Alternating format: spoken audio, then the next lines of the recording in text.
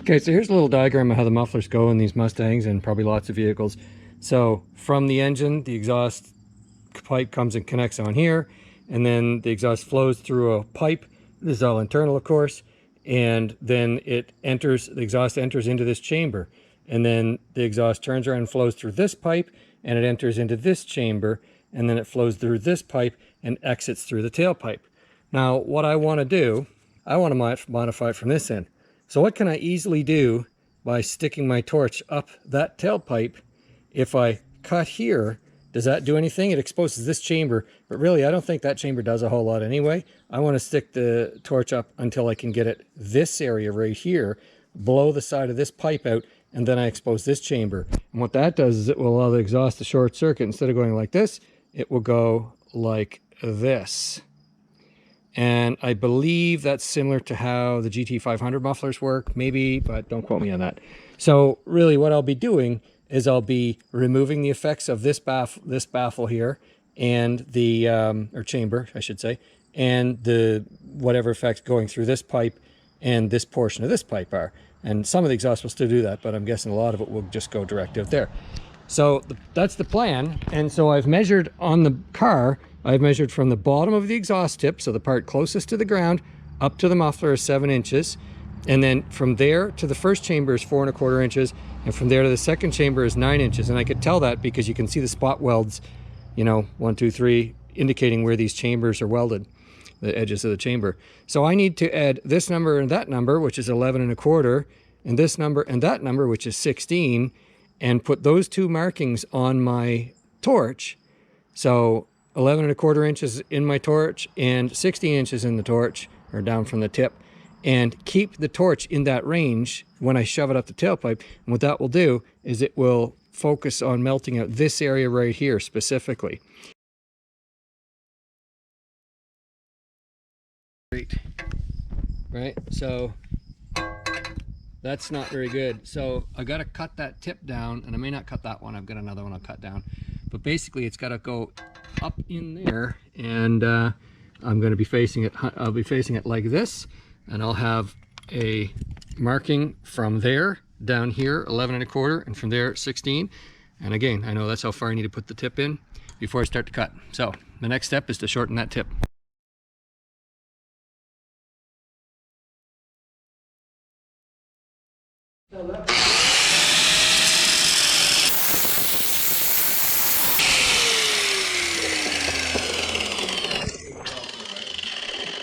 So of course we covered the, plug those up, grind it off, but I'll pick them out. So I just used a small drill bit, cleaned out the holes. They came out perfectly. So I'm sure that the angle of those is not the proper angle to cause the mixing of the oxygen and acetylene. I'm sure. Don't care. We'll try it anyway.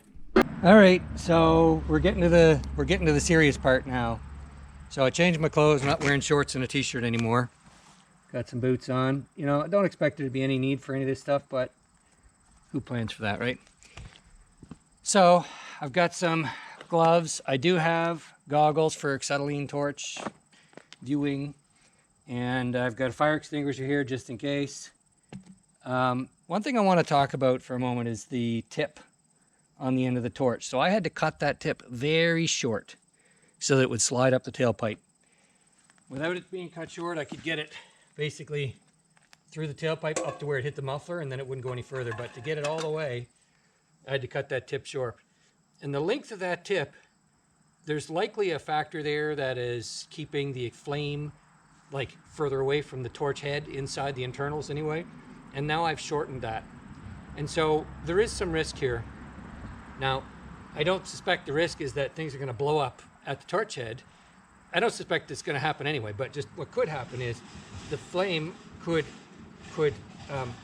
go back down into the torch and go back up the acetylene hose and migrate towards the tank.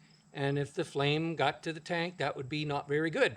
Now, as a precaution, I do have flame arresters at the tank. So at both, the oxygen and the acetylene, there are flame arresters. So that should take care of it. But just in case, I don't want to rely on that, I do have a helper at my tanks. This hose is a 25-foot hose, and my tanks are 25 feet away. And I have a helper who knows that as soon as there's any drama, or if you hear a whistling sound, because that's the sound that will be made if the flame is going back in, you'll hear a whistle, so I read. If there's any of that, he's going to turn both tanks off quickly, and that will eliminate the risk.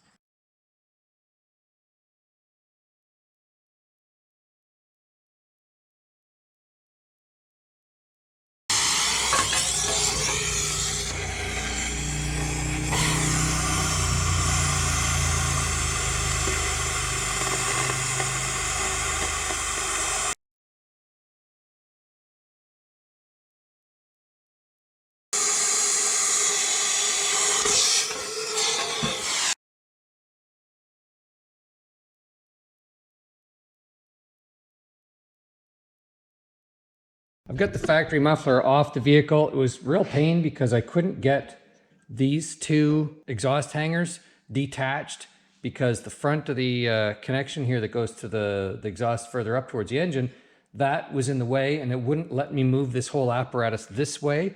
So what I ended up doing is unbolting the 3 bolts that hold this, the exhaust hanger. There's a bracket here and 3 bolts hold that bracket to the chassis of the car. I ended the 3 bolts, took this all off the car, and then removed the bracket off of there. So you may have to do that. I also I cleaned the muffler with a wire brush in various spots to really identify where the spot welds were. And it's kind of hard to tell now, but there's a row of them along here and a row of them along here. And then of course there was a row of them along here. So I took my plasma cutter and cut out, and I'll show you the dimensions, how I did it and how I would do it another time. So 4 3/4 in from here, I cut with the plasma cutter, and doing that did not damage this vertical piece right here. So I feel that was a good cut line. And then in here, I did it 3.5 inches from here to, actually, sorry, 3 1/4 inches. And I did cut through this vertical piece. So if I have to do it again on the other one, I'm actually going to cut in. I cut 3 1/4. This time, the next time, I'm going to cut 3 5/8 in. And if you do that, you'll completely leave this section alone and this section alone. Okay, so once I've got that all cut with the plasma cutter, I cut it on 3 sides, and then I took a drill bit. And wherever there was a spot weld, I drilled out. Now, I didn't drill out the entire diameter of the spot weld. I used like maybe a 1/4 inch drill bit or so. Just drilled in the center of the spot weld to weaken it. And then I used a pry bar, just screwdriver or whatever, to pry up. And I'd pry them up, and you'd hear the spot welds pop one at a time. And I stick the screwdriver in, next one, screwdriver, next one. And so now I've got this up and out of the way. Okay, so let's talk about the actual chambers. Exhaust gas comes in this pipe, in through this pipe right here,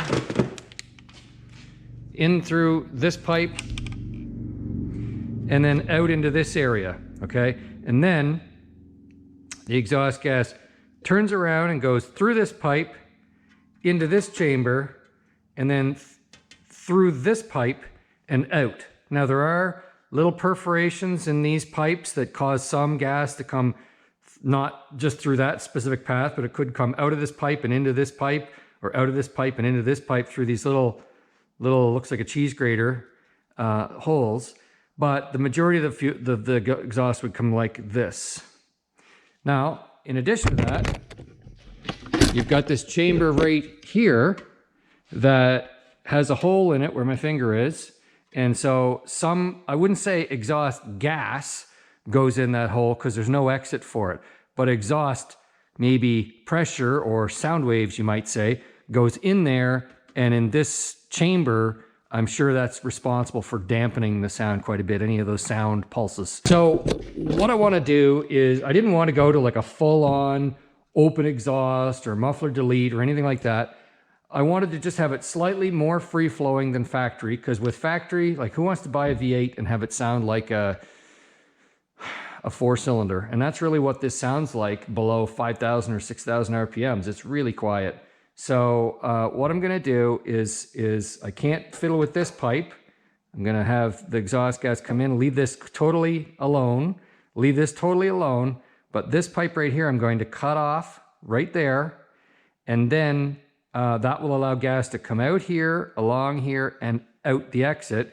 But to minimize the amount of gas that could also maybe go back in here and then back through this way, I'm gonna take this piece of pipe and hammer it in to kind of pinch off that pipe. So it just forces the gas to go like this. So I'm gonna do that, and then I'm gonna weld this thing shut, and we'll see what happens. I took a punch and flattened out some of these cheese grater marks. I flattened some of them out that I could get at, just to minimize the amount of gas that escapes from that pipe and gets in this chamber where my finger is, and minimize the amount of gas that can get into this pipe from this chamber. Really, it wasn't probably that much of an impact because I could only bang those things shut just on like 30 degrees of the whole pipe, but it's something. So that was the only other thing I did.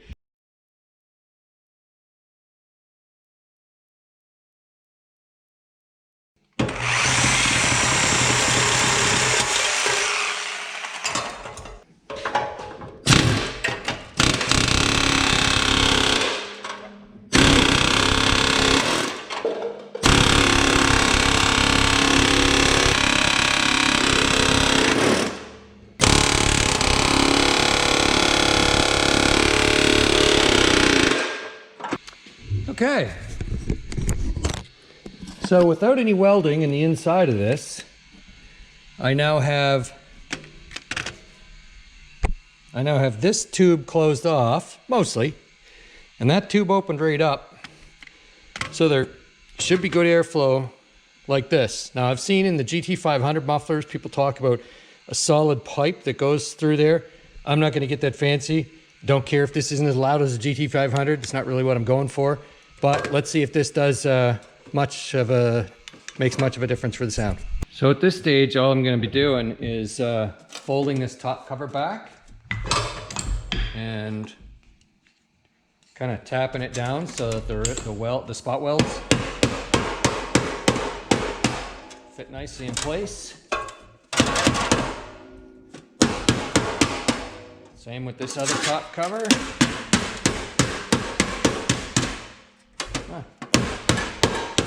And where I bent it up, this part is kind of up and over, so I'm going to actually pound it this way to make it close here better.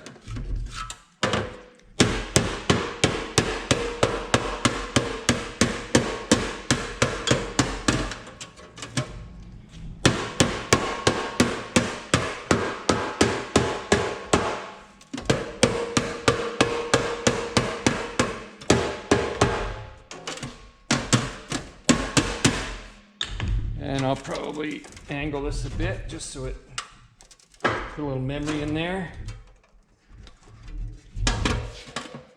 Yeah, and same with you.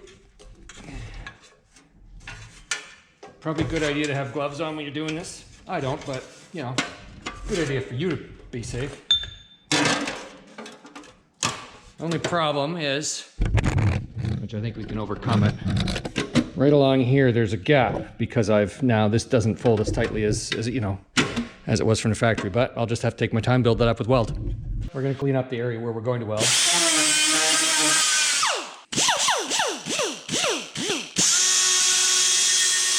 So I had this clamped in the vise to kind of hold the flap shut, and I've tacked it in a few spots when it was vertical in the vise, but I'm much better at welding horizontal, so I've got it flat now. I'm going to weld all the way around.